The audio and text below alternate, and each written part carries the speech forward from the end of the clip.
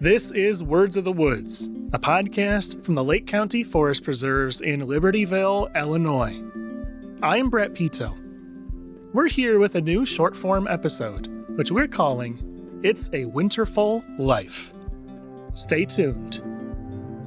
A quick safety note for those wondering: to maintain social distancing, we recorded all Season 2 episodes remotely.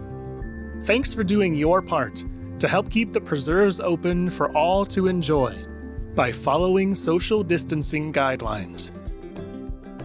It's tempting to hibernate during winter, but there are good reasons to get outside. Sledding, snowshoeing, ice skating, ice fishing, snowmobiling, cross-country skiing, and, good old walking are all possible and enjoyable in the preserves this time of year. We aren't the first generations to discover the loads of fun these activities provide, though. So, I've asked my colleague and museum educator Nicole Stocker to dig into the Dunn Museum's collection and give us a snapshot of how Lake County residents enjoyed winter outdoors in the past. Let's see what Nicole's found for us.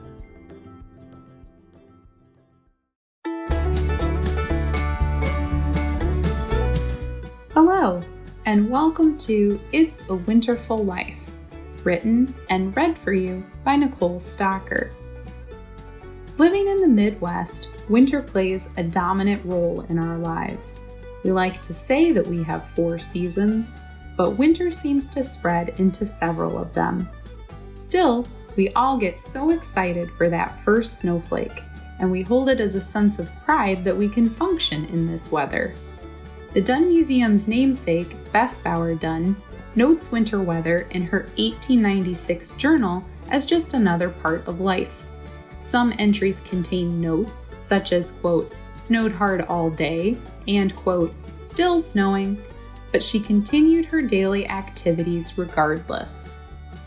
Winter in many ways defines us as Midwesterners, and though we might grow tired of shoveling or the grayness that often accompanies it, embracing the unique opportunities this season provides has been a part of life for people living in this area for a long time. Whether it was native people who traveled to winter camps to collect resources, such as sap from maple trees, to those harvesting ice from the lakes in the area in the 1800s and early 1900s, to more recreational activities such as snowball fights and building snowmen. Winter recreation in some ways connects even more with the past, as many of the activities we still enjoy today have been cherished for generations. One favorite winter activity is sledding. In the early 1870s, sledding became a recreation activity among children who took delivery sleds downhill through the snow. The Dunn Museum has a faded red wooden sled with metal rails, circa 1880, in its collection. This sled was used by Frank, Lulu, and John Beasley, the grandchildren of William Beasley, the founder of Beasley Brewery, which opened in 1853 in Waukegan. In case you didn't know, the winter sports area at Lakewood in Wakanda has an exciting hill to test out your sled. Other Lake County residents have shared warm memories of the cold months. Gordon Ray, whose family had a farm on the east shore of Diamond Lake, and later the Ray Brothers Resort, which operated from 1906 to 1946, wrote in his 1980 autobiography about winters as a child in Lake County in the early 1900s. He wrote, quote, when I was in grade school, winter was a fun time of year. Outside of getting wood and cutting ice and doing chores, there wasn't too much work to worry about. Outdoor activities included skating, coasting on sleds, sleigh riding, rabbit hunting, and fishing through the ice. The Dunn Museum has photographs of the Ray family enjoying wintertime over the years. Many of these photos have been digitized and can be accessed on the Illinois Digital Archives website and our Lake County History blog. Further east, Fort Sheridan in Lake Forest once had an ice skating rink on the eastern edge of the parade grounds there. During its years of operation as an Army base from 1887 to 1993, the fort served as a home to many, and also opened its gates to area residents to participate in planned activities, including recreational sports. A photograph in the Dunn Museum's collection shows two members of the Women's Army Corps, or WACS, Ann Burstos and Polly Wasson of Company A, figure skating on the rink circa 1942. You can still go ice skating at certain forest preserves today.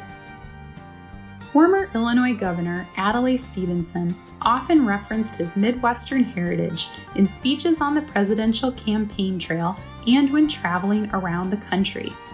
When the Gov was able to return to his home in what was then Libertyville, now Mettawa, he embraced the outdoors as much as he could. He and his sons are said to have ice skated on the Des Plaines River, which runs along the western edge of the property. Growing up in the late 1930s and 1940s at the site, his sons also enjoyed a good snowball fight and some ice fishing before the Gov would read aloud to them in the evenings. Additionally, the Stevenson family had a large horse-drawn sleigh they liked to ride around the property. Yes, an actual horse-drawn sleigh. The Dunn Museum has a photograph in its collection of Stevenson sitting in the sleigh with his horse Colonel at the helm. There's another great photograph of the Gov being pulled on a toboggan by his grandchildren later on in the 1960s. You can visit the grounds of the Adlai E. Stevenson Historic Home in Mettawa and walk on self-guided trails around the property, 6:30 a.m. to sunset daily. Though the Dunn Museum does not have Stevenson's sleigh in its collection, it has others, including a single cutter sleigh made in 1881 by the J.R. Dady Company of Waukegan, makers of wagons and buggies. The sleigh was purchased by Nelson A. Steele of Waukegan and used until the 1910s. People have used sleighs in this area for a long time. The O'Plain House, also called Mother Rudd's in Gurnee, provided lodging to travelers, but also dining and community gatherings. An 1862 clip from the Waukegan Gazette notes that sleigh parties occurred there. Quote, "Sleighing parties out to Rudd's and other parts of the county are now all the rage. That's right, go in, enjoy it while it lasts." In the 1960s and 1970s, part of Gander Mountain in Antioch was a ski area called What Else? Gander Mountain Ski Area. The approximately 50-acre site included a lodge, chairlifts, ski runs up to 2,500 feet in length, lighted slopes for evening use, and a ski school. It closed in 1981. Today, cross-country skiing can be enjoyed at several preserves.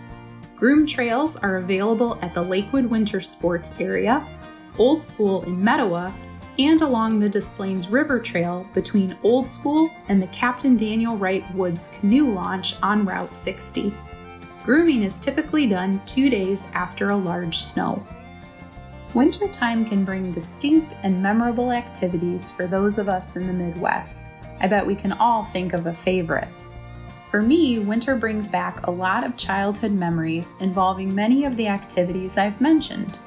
I was even born in the winter and grew up in Michigan, and upon moving to Lake County for this very job in 2008, winter became an even more present part of my life.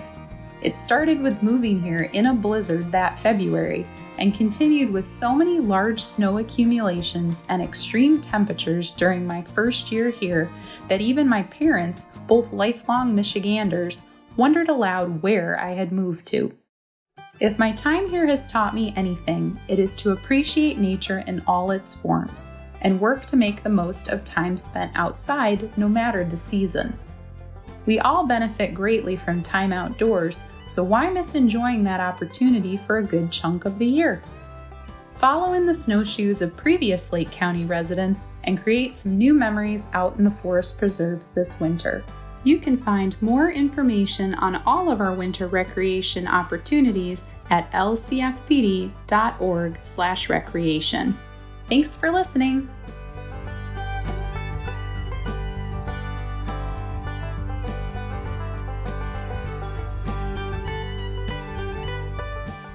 Thanks to Museum Educator Nicole Stocker for that piece. I hope you enjoyed this episode. Would you mind rating and reviewing our podcast? Learn more about the forest preserves and the Dunn Museum at lcfpd.org/museum. And if you're a social media fan, find us on Facebook, Twitter, Instagram, and YouTube at LCFPD. Words of the Woods is written, hosted, and produced by me, Brett Pito. Thanks so much for listening. As always, take a moment, get outside, and listen to what the woods are saying in your Lake County Forest Preserves. Words of the Woods is a production of the Lake County Forest Preserves in Libertyville, Illinois.